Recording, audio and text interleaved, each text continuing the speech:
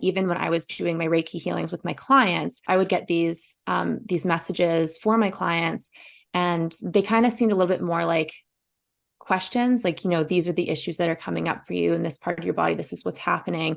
These are the emotional things that are happening. Just so you know, okay, bye. And there was like no follow-up, no plan afterwards of like, what's the healing plan? What can I do about it? How can I help? And so when I found PDS and the attachment theory stuff, I was like, oh my gosh, okay, this is what I've been looking for. These are some of the tools and the things that I've really needed to understand what's been going on with myself and to be able to help my clients as well. My guest today is a Reiki master, as well as a relationship and intimacy coach. She loves helping people to feel free and safe in their relationships and sexuality.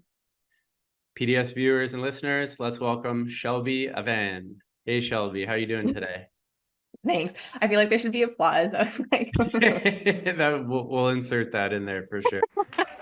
That's great. So just for our viewers to know, like, I guess me and Shelby came to know each other. Shelby's been a member of the personal development school for a while.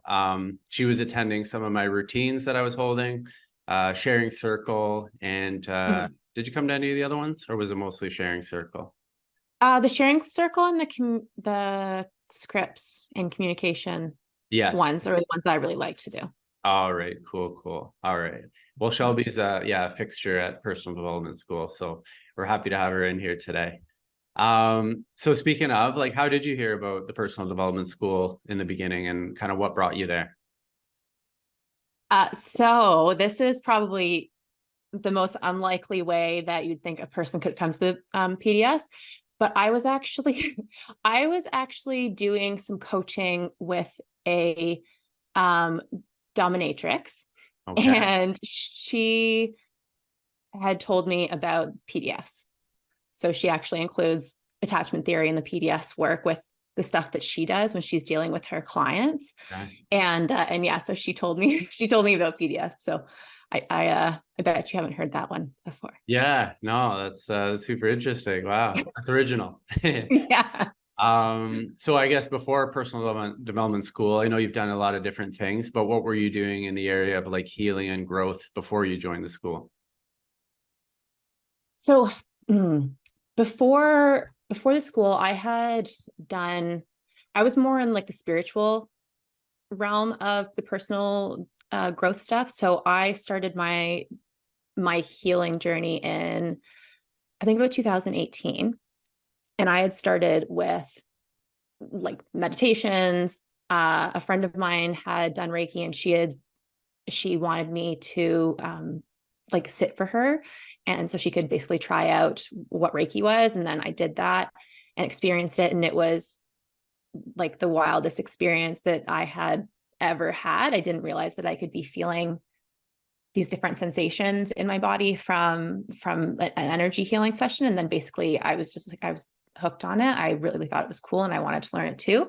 So I started doing that, which that got me in tune with the world of energy and spirituality in a way that I hadn't been connected to it before. Because for me, I grew up in like going to Catholic schools and stuff like that. And I never really like related to God well, or I don't know. It just didn't really work for me. It never felt good.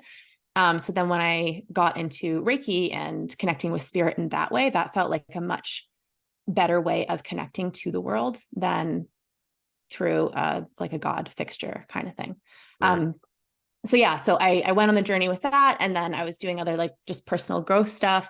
And then when I came to PDS, that was like a completely different thing, and it really kind of like changed everything and made everything fall into place and made a lot of sense with all the holes that I felt like spiritual self-development work and then most other types of self-development work talk about. But it's kind of like they all of that other stuff that I was learning was very surface level, and then attachment theory actually went down and like really made me understand what was underneath.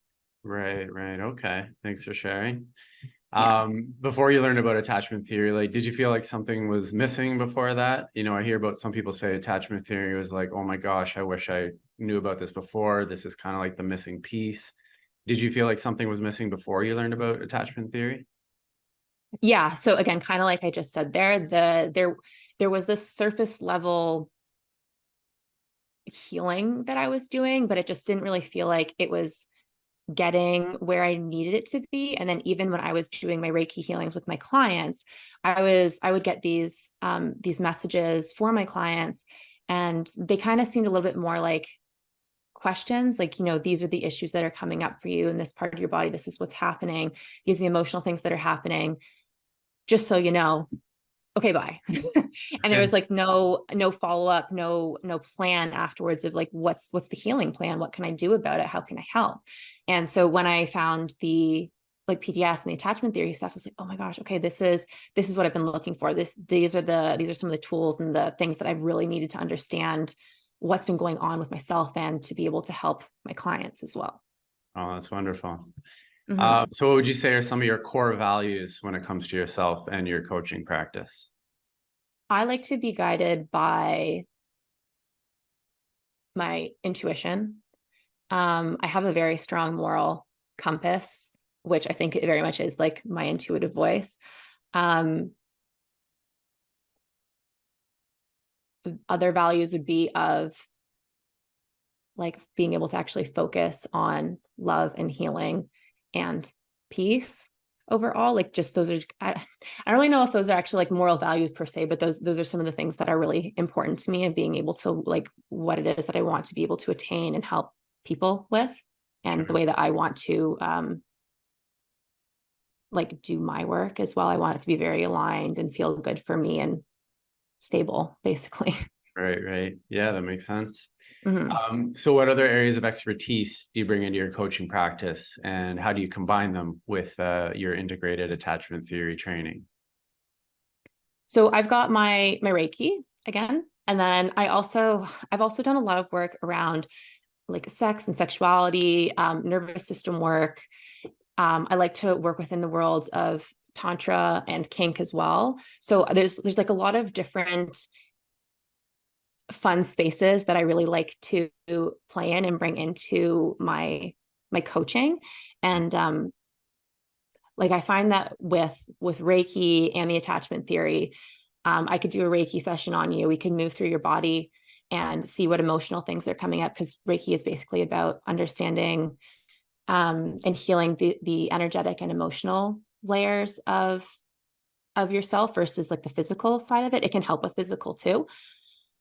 But when we're moving through the energetic layers through Reiki, I also get messages that come through. So it's kind of like psychic messages in a sense, and downloads and stuff. And when they come through, those are the messages that I give to the client to continue their healing.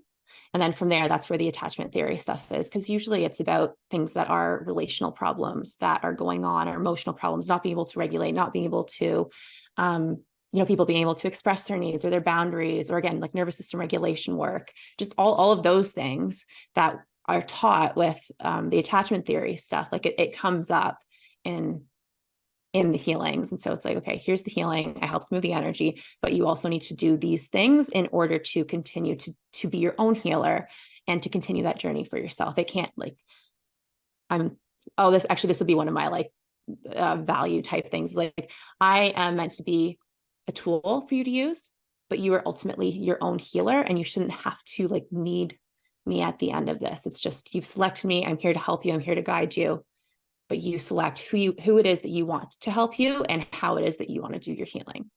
I love that. That's really great. I Mm-hmm. just want to touch on the sexuality aspect of it. Do people come to you with like sexuality specific issues, or do you sort of introduce that to some people who might not know, these areas and how they can benefit their relationships and themselves?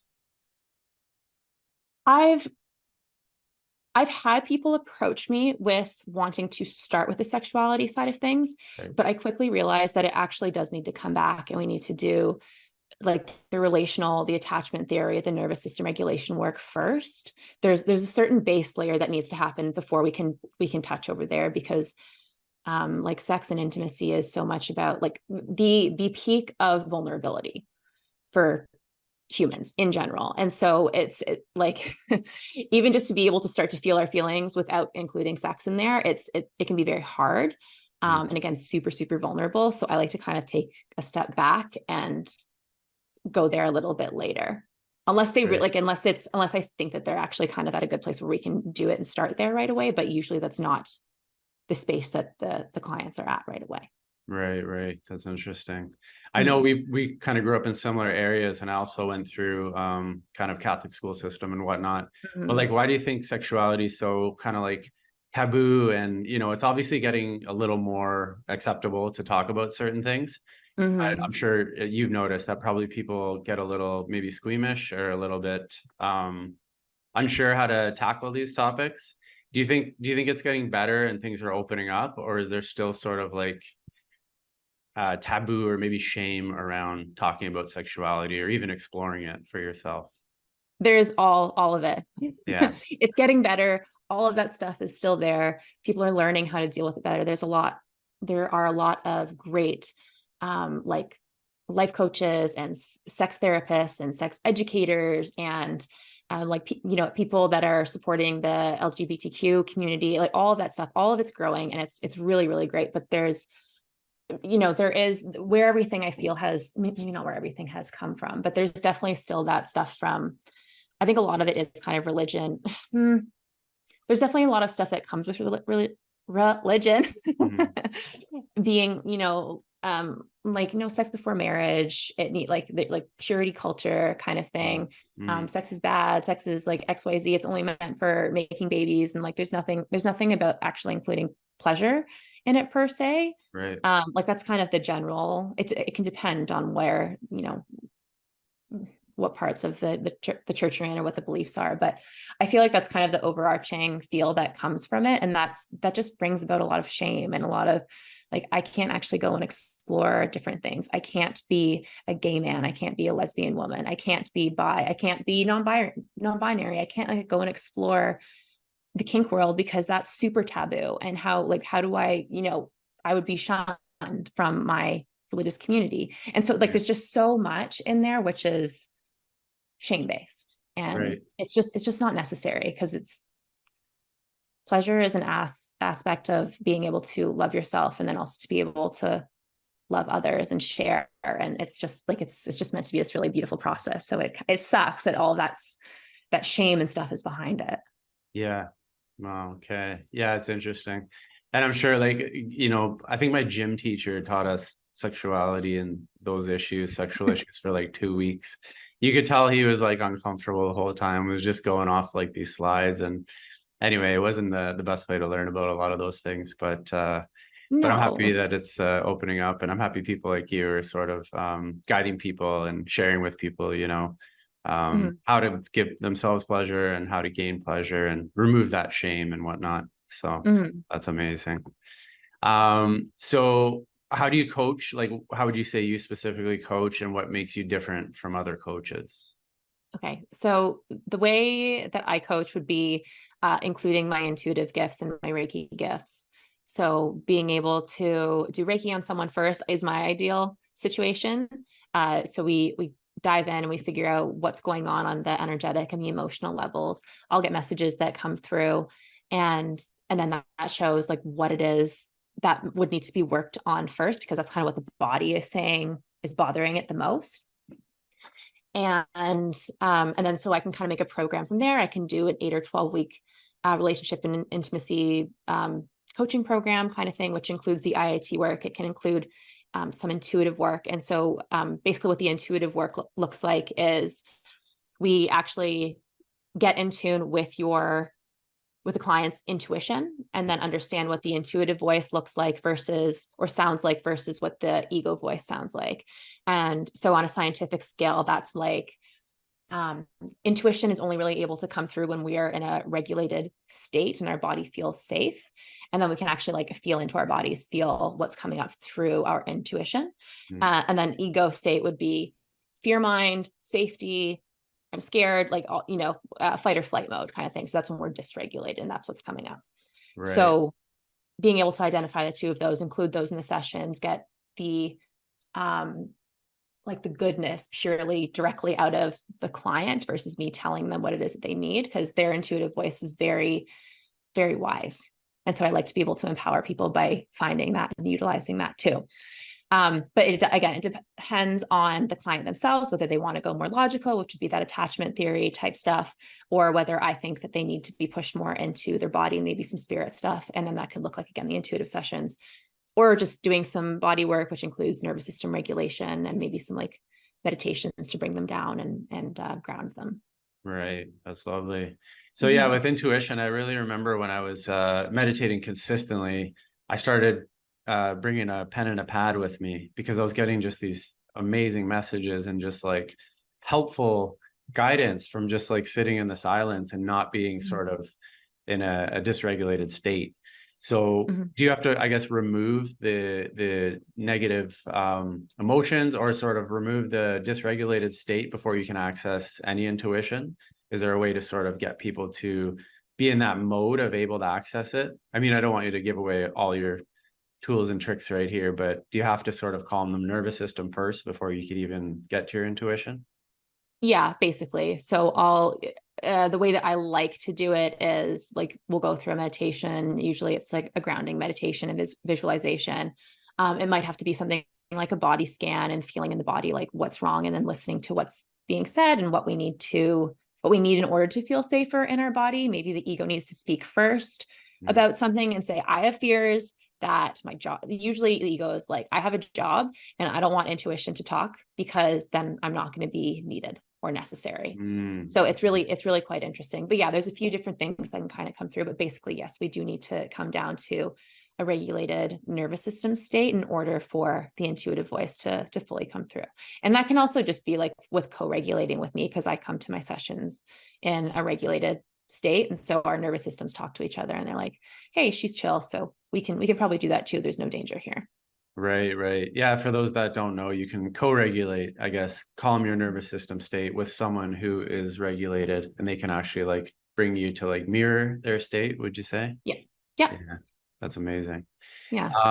So I know you do women's circles. Do you want to let me know what is a women's circle exactly? What do you do during those? So with the women's circles, it's basically about being able to bring women together to create this really beautiful community where we can support one another. And so I'll usually start those with opening up. We'll chat and tell each other like an intention why we wanted to come to the circle, and then I'll have cards that I'll lay out, and you get to pick a card and see kind of let that be kind of your maybe like your guiding force or a part of your intention for the circle that day too. We'll share some more stuff. I'll guide people through meditation, and then we usually share whatever kind of comes through with the meditation as well. If there was any messages, and a theme usually arises as we share as well. And then after that, we'll do some of kind of like the coaching work that I would basically do just in a group setting. So a set of questions that can be based on it can be based on like the cycles of the moon. It can be based off of goddess energy. It can be based off of like menstrual cycle, or just the women's cycles in general, relationship stuff, sex stuff. It can be all the things. It can be like a shame that we talked about earlier too, which I did in a past circle recently. So it's just all of that. They do that work, and that's kind of more quiet work. Then I'll go and do Reiki on them if it's a small enough group.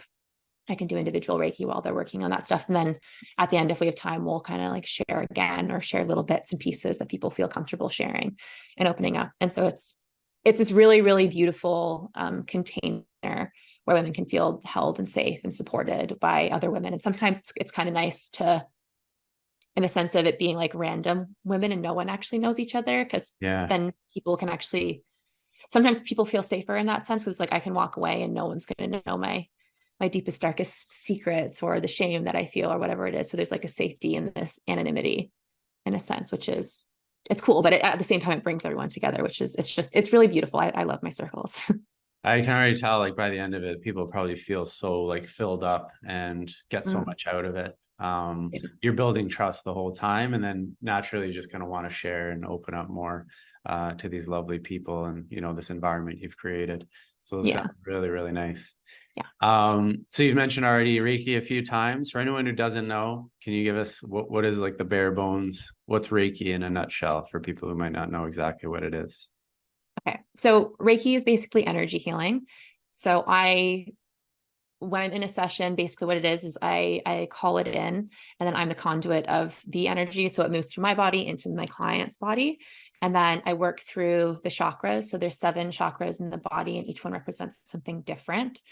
So it could be like the roots, the basic needs. Sacral is emotions, creativity, sexuality. We have solar plexus for confidence. Heart is love. Throat is self-expression. Third eye is intuition, and crown is your connection to spirit. And so depending where I'm working, like whatever intuitive messages come up as I'm doing work on people, that's it's like it's affecting those particular areas on the body. Right. Kind of thing. And then so in a session, you might experience heat or cold, or like waves of energy in your body. You might feel sometimes like tingling, or sometimes pain is being released, but it has to be felt before it can be released. Different people have their own different abilities too. So people might actually like see things or get their own messages. Like their intuitive stuff kind of comes up too. Mm-hmm. And yeah, and it's really cool. And then I can do it in person and distant. And I Mm-hmm. always think that like the distant thing is really interesting Yeah. as well. It's kind of like the way that I started explaining this recently is it's like basically like how do our cell phones work, and we have our cell phones and the towers that receive the messages, and so our bodies are basically like a much more efficient energy seeker in a sense. So we are Mm. like the cell phone, and we can just receive energy from anywhere Right. in the world. That's Mhm. so interesting. So with the chakra thing, can you sort of tune in on someone far away and sort of know maybe which chakra feels out of balance? Or do you just sort of go in there and just touch all the chakras and try to make sure everything's in balance and clear? So if I'm doing an online session, I can do a scan. Usually I just start from like the solar plexus, which is in the middle. So it's like just basically just below the boobs kind of thing. But that's where the solar plexus is, and I'll just work through all of them. But I can actually like wave my, like visualize them Mm-hmm. and wave my hand over the body and feel heat, and wherever it's heat or cold. So if there's heat for me, it means that there's like energy will be taken in there. It's needed, it's deficient. And then Mm-hmm. if I feel cold, it means that there's a block. That's so interesting. And I can share this with myself, and I know this to be true, where probably about 2 hours before every podcast, my throat starts becoming a little blocked. Like I have to like Mhm. like constantly clear my throat. Yeah. And I know because I start to get a bit nervous about like, okay, like I'm gonna have to be expressing, and I want to be the most authentic, and not like hold back as much as I can. But I think a couple Mhm. hours before I have this a bit of anxiety where I'm like, okay, like this is scary. A lot of people are gonna hear you and see you. Yeah. But then shortly once we get into it, things clear up. But literally it's almost like clockwork. 2 hours before every podcast, the throat starts. I'm having to clear it. So if you know an exercise for that, let me know. Okay. We can talk um, after. and also, a little known fact, Mike has his Reiki level 1 certification. I Yeah, didn't know that. but I got it so long ago, and I'll be honest, I didn't sort of follow up with it for too long. Okay. But there was a period I was going to weekly sort of Reiki meetups, and was kind Nice. of getting into that world for like 6 months. Yeah. Okay. So Well, that might be what's calling you then. Just go back and try, see if you can remember some of your Reiki stuff, where I can help you with it after. yeah, I think I was like judging myself for not feeling enough because I am more of like an avoidant, and I've been repressing and pushing away and ignoring feelings for most of my life. So I think when I Mhm. was doing the Reiki, I was hearing about these people having such feeling based experiences. And then I felt like I didn't feel too much. I almost felt like numb. So Mhm. yeah, maybe you're right. I need to sort of tap back into that because now I've done a lot of work and I'm way less avoidant than I Mhm. was, this was like 7, 8 years ago. So Mhm. yeah, maybe this was a reminder that I should go back into it and give it another shot, right?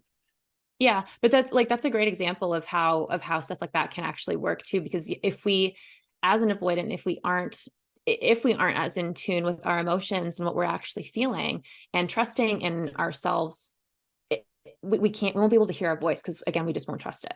Exactly. So however it is that it's our clairs, basically the ways like the different types of powers and stuff come to us, whether it's like we're able to like see a vision or something like that, or knowing just drops in, or we can hear words, whatever it is. Mm-hmm. Like we won't believe whatever clair is speaking to us if we aren't used to like listening to our body in the first place.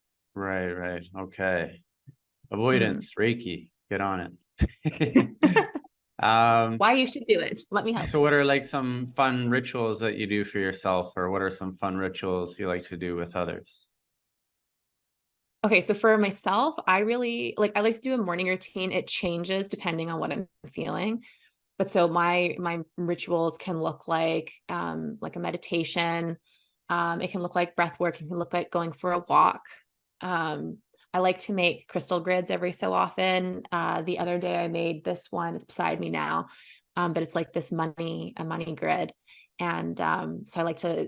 That's one of the things that I'm working on and improving. So I have someone that guided me through like this money marriage vows, basically.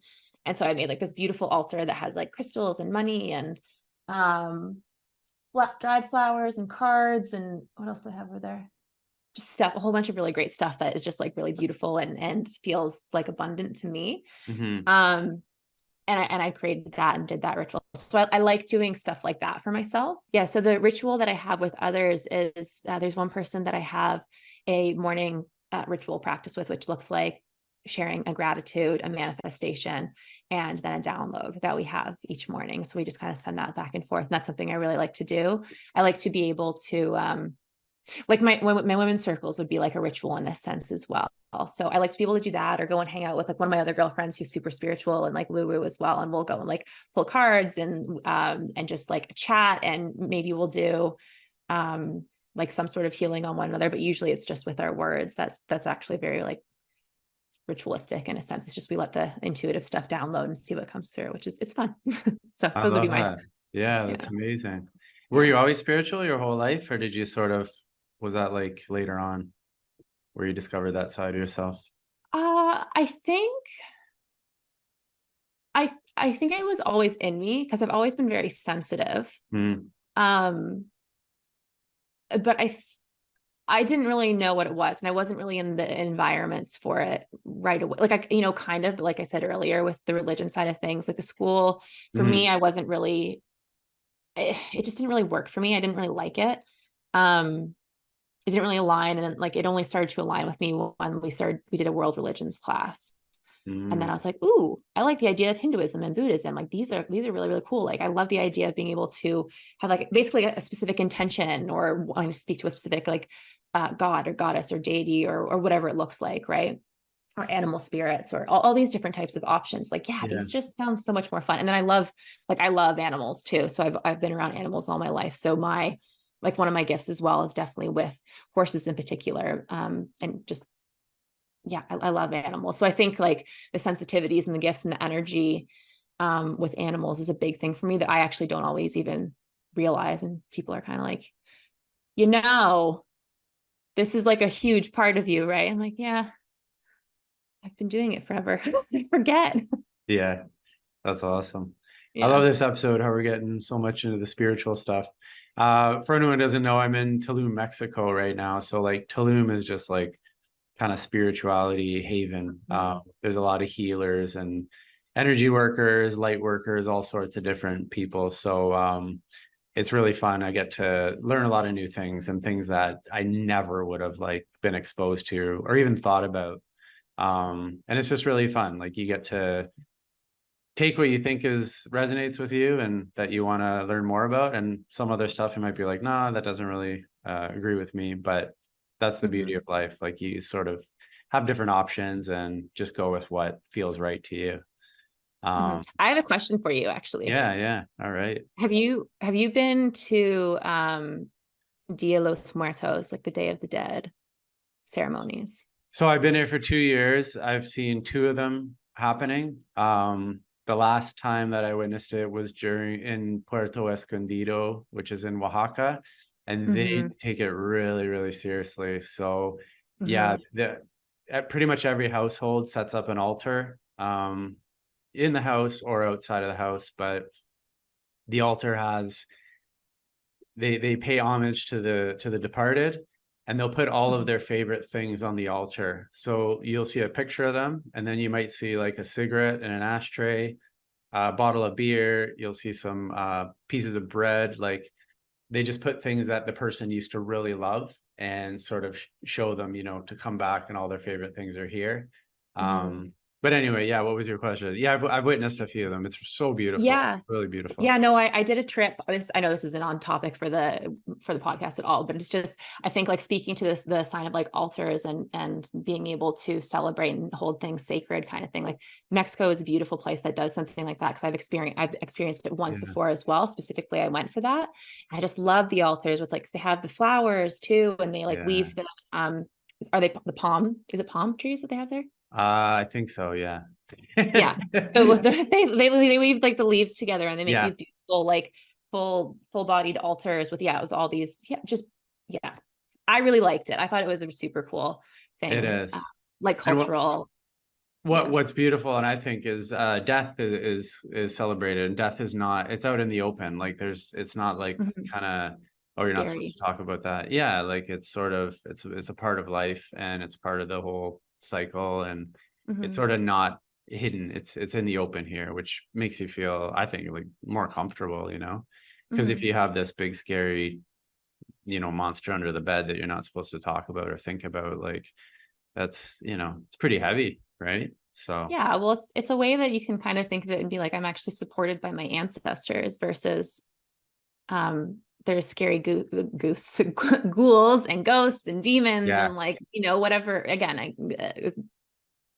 So in your coaching practice, where would you say that people struggle the most around intimacy?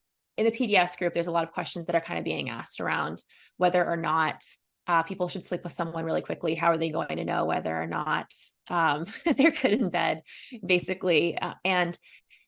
Um, and basically, what people need to kind of like know about that is that emotional intimacy is really needed to be able to feel safe, to have a really great sexual experience, safe and intimate, healthy sexual experience. You can have a lot of chemistry, which, like, Taste talks a little bit about that too, where there can be like a ton of chemistry if there's that insecure attachment style. So there's like the anxious seeking and wanting to give love, and the avoidant like running away, and then finally you actually like have sex and you make it happen. You're like, I feel so loved in this moment in time, and then everything else is like not good Mm, outside of that moment in time. yeah, And so you like, it's wanting to be able to create something that's way more stable and intimate consistently, because intimacy in itself isn't sex. Intimacy is being able to have emotional intimacy with self, being able to have emotional intimacy with others, being able to feel safe, being able to feel trusted. Like, intimacy is so many different things. But it's not just sex, like, right, at all. Intimacy is just like, you can have an intimate connection with your like with your spirituality, that like it's about feeling that held safe, vulnerable connection with others, and with, again, with whatever, with all these different things. So right, um being able to create that emotional intimacy is probably like the biggest thing that people come to me, or I witnessed people having problems with me. Like, how do I hold off? How do I hold off right, having sex? I'm like, you need to build the emotional intimacy. Just don't go home with them. Don't get a ride back with them. Just don't. right.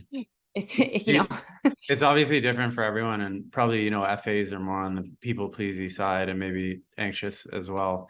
Yeah. Um, is it more them wanting to please the other person, or are they like, hey, like, I have needs here. This would be fun physically, like, I think it's like, I want to be loved. I think right, that's what everything kind of basically deep boils down, down to, is I want to be loved. I want to be desired.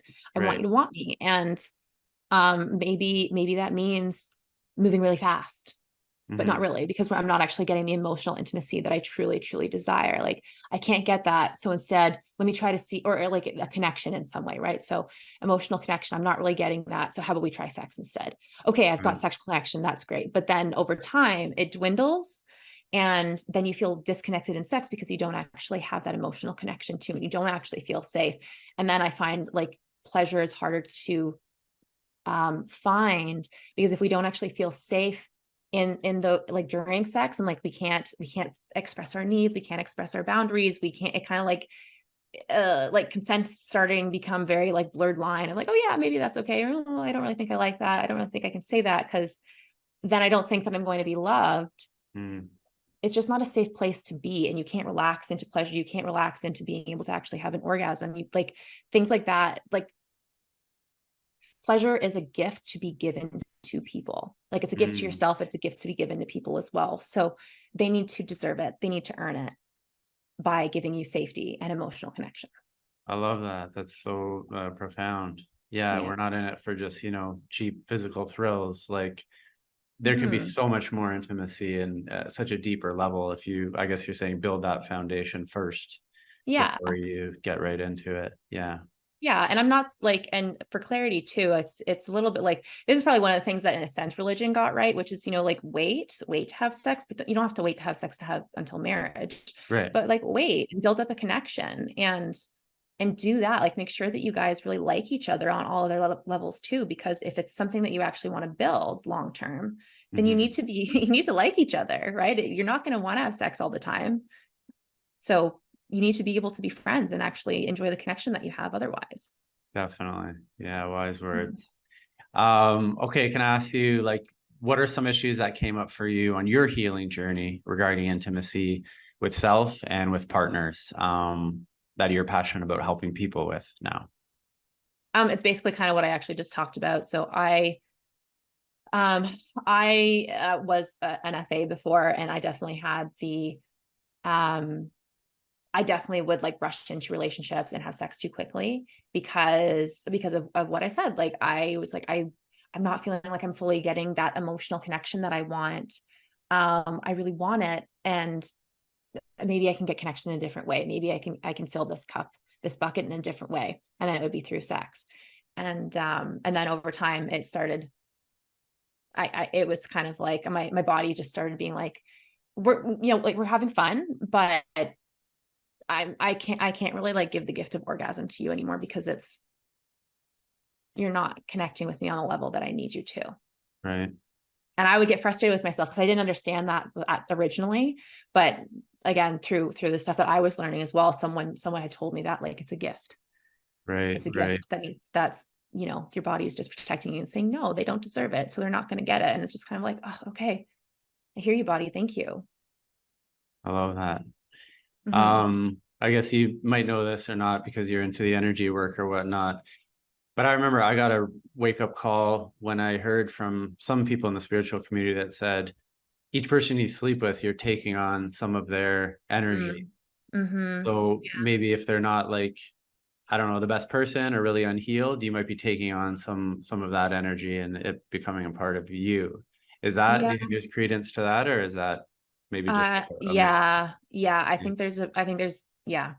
Mm. Um, yeah, so that's one of the other things that I'll talk about, like, especially with women, but like the womb space holds so much stuff, like it holds so much trauma. Again, it's the space of like sexuality, emotions, and creativity. Like it's a space where literally like creation is held and made within women, right? So like for babies, and it's where ideas come from, but because it holds all of that stuff there, like that's kind of a big part of our energetic center where it can be held. So like women can experience pain and numbness within themselves because of traumas, or because of like maybe people's energy have been held there, and it's actually like creating a blockage in like their physical womb space. Mm. Like things like that can definitely happen. And even I actually like there's an aspect of this for me that's been happening now just on trying to like cut cords with past people that I've been with, and even like current people too, of just being able to rehash and keep your energy to yourself and to separate other people's energy from yours. Like it can blend so easily, and if you're sensitive, you'll notice it. And I've become more and more sensitive as I do more of my work and become more secured and healed. I'm like, wow, I can feel so much. Okay.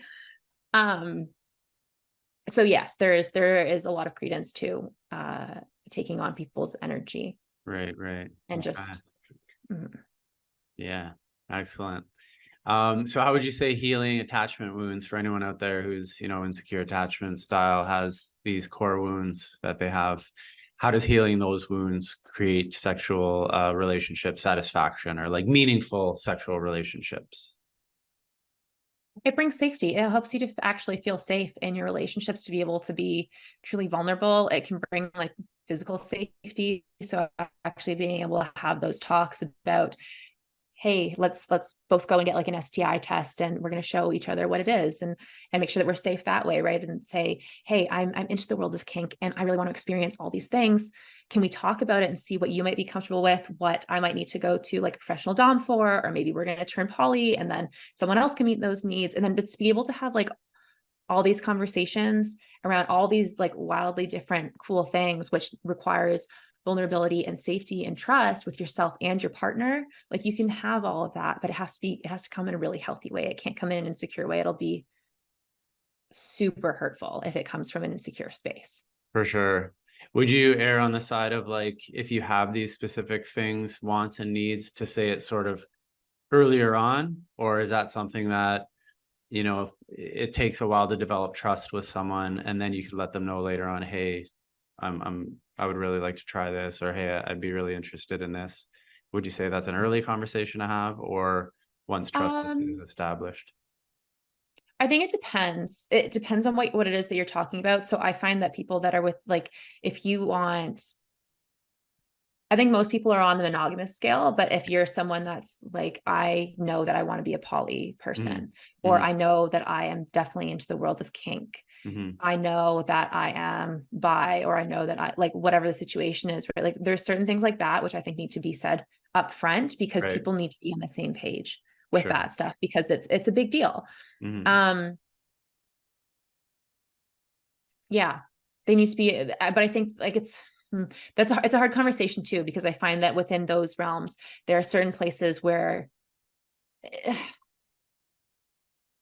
you go to where you feel a little more comfortable to actually have those conversations and know that those people are already kind of like maybe interested in those realms, Mm-hmm. versus like if you're just going on to your regular dating apps or something like that and trying to find people. So like Hinge and Bumble and not Tinder. Tinder I really don't like. Mm-hmm. But like there maybe it's not as I don't feel like it's as clear or open that Right, you'll right. find those, like you might, but it also kind of depends. I find if you're in like a city, then people might be more open to those other types of lifestyle things. But if it's the kind of monogamy, um, vanilla trail, which is a beautiful trail as well, then Mm-hmm. regular apps are great for it. But yeah. Nice. I like it. But yeah, like how, you know, before I would probably hide parts of myself if I was dating someone or trying to get to know someone, you know, feeling shame or, Mm-hmm. oh, what if they reject me because of this? So it almost felt like you had to hide certain things. But like the more you hide early on, the more like you have to keep those things secret. When really like everyone has, you know, things that they're not totally proud of or areas that they know they need work on and healing. Mm-hmm. But if you're hiding these things or hiding who you are at your core, like, hey, Yeah.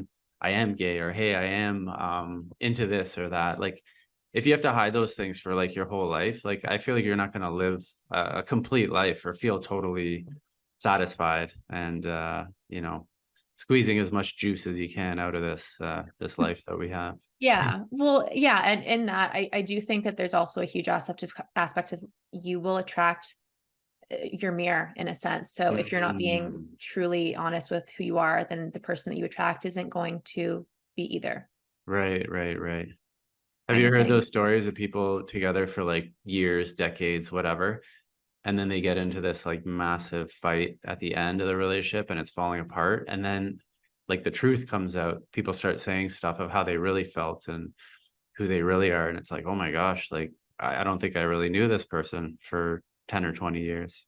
Yeah, I try not to listen to those ones, but I'm like, I don't want that to happen. I prefer to just like be my best at showing up as who I truly am and uncovering as much as I can and being vulnerable and telling people like, this is this is me, and Yeah, trying being as honest in who I am as I can be. And I expect the same. And if you can't do that, then like we're not gonna vibe, because I need to know who you are. totally. And like if you own who you are, then you're also giving permission to the other person, like, hey, it's safe here, tell me Yeah, about you. exactly. Yeah, wonderful. Mhm. Okay, so we're coming to the end of the interview today. Thanks, Shelby, for being here. But I just want to ask a couple more questions. As someone who's just starting to learn about attachment style that might be listening, and maybe you're a little intimidated to do the healing work, what words of inspiration could you give to them? It's really worth it. You will see change. Mm-hmm. You don't have to do it all at once. You can take your time. And I just say you are capable of being able to be your own healer, and you can do it. I love that. That's great. Mm-hmm. I like the idea of you don't have to do it all at once, because it can look like Mount Everest sometimes if you think, you have a lot of things that need healing, but bit by bit, Yeah. and you'll get there, just like Shelby. Yeah. Well, I think of Shrek, like, when Shrek and Donkey are talking, and then Shrek's like, I like the layers. It's like the onion. And he's like, I've got the layers. And that's very much seems to be like what healing is about. It's like healing just Totally. comes in layers, and you're not going to go and do healing work that is deeper than what you can handle right now. Like anything that's coming up, you can handle. And Mm-hmm. even if you can't, I actually realized this in a session with my therapist recently, was that you actually can turn it down. You have the option to be like, yo, this is a lot for me right now. Can we just maybe turn that down and work on a little bit of the healing? And your Like body that. will listen. Like, you just have to realize that's an option. I was like, oh, this is cool. I didn't have that trick before. So Yeah, yeah. that's amazing. Yeah, for sure. And lastly, Shelby, so if people want to work with you, where can people find your offerings? So my website is Shelby Avann, which is spelled Avann, shelbyavann.ca. And then my Instagram is Intimacy Mistress. And those are the main two places that you can find me. Like I said, I've got my other offerings, and I'll do women's circles, and I do talks, and I might end up opening up my own podcast again eventually too. But those are the two main platforms where you can find me right now. Wonderful. And if you join personal development school, Shelby's a fixture there. We see her at some of the routines and webinars and whatnot. Yeah. I like answering questions in the groups too. So if there's especially if you have some sex questions, throw them in. I love answering. I specifically look for those and like, let me help you. This is This my is area. interesting. That's actually, it's so beautiful, like, to see that people come in the school, they learn so much, they grow so much, they take the training, and then they become sort of the gurus. So obviously Thais is like super knowledgeable and knows so much stuff, but there's so many people in the school that are into other areas, such as yourself, and they can offer so much to the members. And I notice that. I see, the senior members, they love answering questions and providing guidance where they can. So that's pretty lovely to see. And we thank you for doing that with our members. Okay, Shelby, thank you so much for being here today. That was really insightful, and I learned some new stuff, and hopefully the audience liked it. And yeah, just thanks for your time. I really appreciate it. Thank you. I like talking to you. So I love doing this. Okay, we'll do it again sometime. Okay. All right. Bye now. Bye.